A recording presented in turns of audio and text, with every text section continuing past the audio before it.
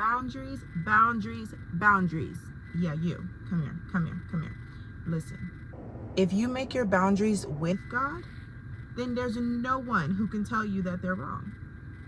Listen, I wish I learned this at the church, but a 16-year-old taught me this.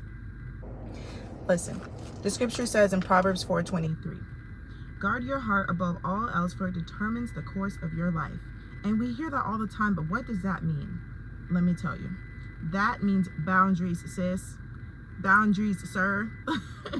Listen, I struggle with this, and it wasn't until I was leading a group event for women that was called Girls Got Goals. And after talking about some goals, one of the girls, 16, may I mention, and do not despise the fact that she's young, because she is wise beyond her years.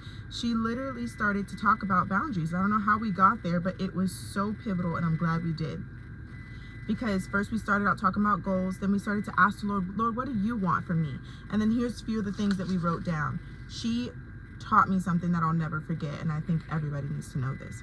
So we started to write down different boundaries and what that looks like. We started writing down relational deal breakers, and I personally did mine where I labeled it, red as a complete red flag. We're not doing that. Yellow is a maybe, and then green flag, obviously.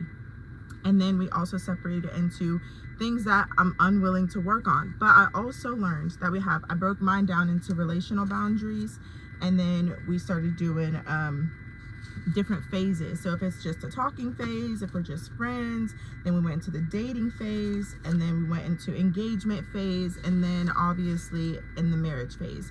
So basically, those boundaries that you place has a lot to do with the love language that you have. So discover what your love languages are.